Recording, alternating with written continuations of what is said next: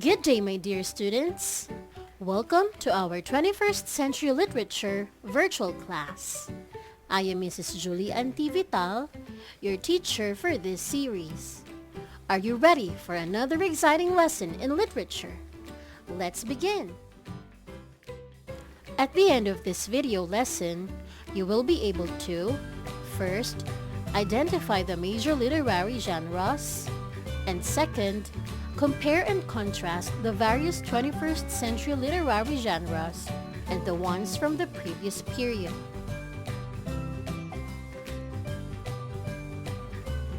Before we go to the main topic, let's have a quick brain teaser first. What comes into your mind when you encounter the following terms? Traditional,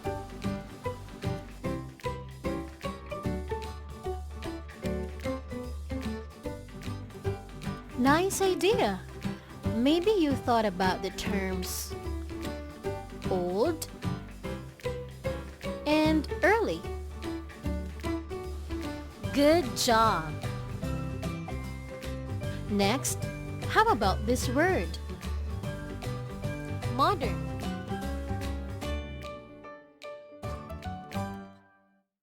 Again, what a nice idea. Perhaps this time, you thought about the terms new and updated. Good job! Now let's proceed to the lesson proper. Make sure to take notes at this point. Do you have your pen and paper with you? If not, you may pause this video for a while to get them. Go ahead! Literary works are products of creative and imaginative expressions. They can be created in many forms. Each literary form has its own unique features and conventions. Although varying in forms, the goal to express significant human experiences remains evident in literature in general. We have two major forms of literature, which are prose and poetry. Prose is a literary piece that is composed freely and does not have measurement scheme. It has free-flowing sentences and has greater irregularity. It also uses ordinary language to resemble humans' everyday speech. On the other hand, poetry makes use of highly controlled, carefully chosen words. It uses regulating devices such as sound and rhythm. That said, poetry may be difficult to compose than prose. The different genres of literature include poetry, prose fiction, drama, and non-fiction prose. Earlier, we have defined the prose and poetry, but let's also define drama and distinguish the fiction and non-fiction prose. Drama is particularly created for the purpose of theater plays. Fiction prose is something that is not necessarily true to life, therefore imaginary. On the other hand, non-fiction prose is based on reality. There are modern types of literary works according to the different genres. Under poetry, we have the hyperpoetry and textula. Hyperpoetry is also called cyberpoetry. It is basically just traditional work uploaded in the World Wide Web. Hypertext poetry is the new genre of literature that uses the computer screen as medium rather than the printed page. This literary work relies on the qualities unique to a digital environment, such as linked World Wide Web pages or effects such as sound and movement. On the other hand, textula is a poetry genre mastered by Frank Rivera. Entire poems are written and read on mobile phones. It traces its origins to traditional Tagalog form of poetry called Tanaga. It is a short poetry that is sent through SMS or text on a mobile phone with your friends, families, loved ones, and through netizens. Textula consists of 4 lines with 7 syllables each. Under prose fiction, we have chick-lit, speculative fiction, and flash fiction. Chick-lit refers to a literary work that features the life of a woman character. It is usually humorous in nature. On the other hand, the speculative fiction is a literary work that features imaginary, sometimes out-of-this-world events and characters, even to the point of being magical. Some examples under the speculative fiction are horror stories, science fiction, utopian and dystopian novels, mystery, fantasy, among others. Lastly, flash fiction is a literary piece of extreme brevity that still offers character and plot development. Ever encountered happiest story in 5 words or horror story in 3 words challenge in the social media? That can be an example of flash fiction. Another unique characteristic of flash fiction is its powerful endings. It usually ends in such an effective way that readers will be able to remember it for some time. Under nonfiction prose, we have creative nonfiction, blogs, biography and autobiography, and journalistic articles. Creative nonfiction is a genre of writing that uses literary styles and techniques to create factually accurate narratives. Meanwhile, a blog is a discussion or informational website published on the World Wide Web consisting of discrete, often informal diary-style text entries. Biography is a literary piece about a person's life. It becomes an autobiography when the person who is talked about in the work is also the one who writes it. Journalistic articles are objective pieces of work such as news, features, editorials, and the like.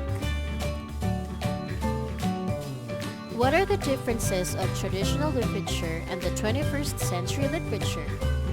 Take note that we define traditional literature as the Philippine literature in English during the 1900s. In the past, we had been colonized by the Americans, and this greatly affected our way of life, including literature. Filipino writers during that time struggled to resemble the American ways of writing, and the literary works was beholden to general American English and its ideologies. However, when 21st century came, we've seen a dramatic shift in the styles and approaches of most Filipino writers. They wrought from American way of writing, and English has been nativized or indigenized in our own scene so fair. Today's literature is still evident with Western influences, but not necessarily canonical writers. Most importantly, 21st century literature dealt with uniquely Filipino experiences. What exactly are these unique Filipino experiences? These are overseas Filipino workers or OFW diaspora or immigrations, internal conflicts, alienation of middle class, connections to the supernatural and afterlife, tangled web of personal relationships, sexuality, and art making. Literature is also no longer limited to realism, but it also deals with magic realism, metafiction, minimalism, science fiction, parable, comic books, gothic horror, and postmodern parody. Interestingly, 21st century literature and the young writers of today use English unapologetically. Also, the literary works in this era are written bilingually. Yay! We're done with the main discussion. I hope you took note of the points we have presented because at this juncture, we are going to see whether you understood the topic. Let's have the brain exercise.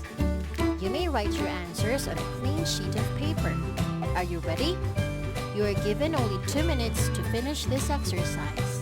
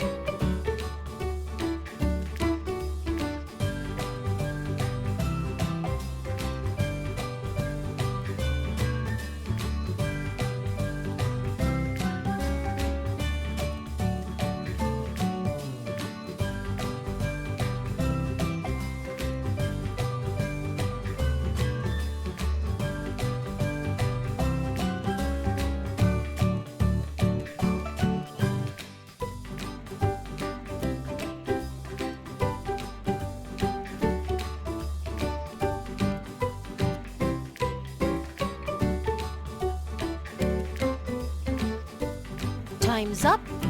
Now let's check those answers.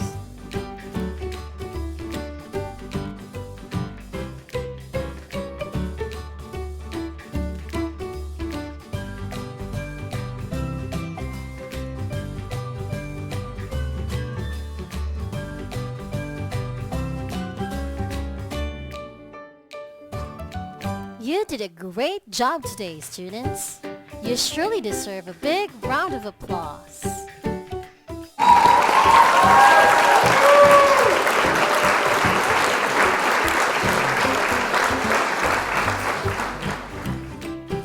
Let's have a quick recap of our learnings today.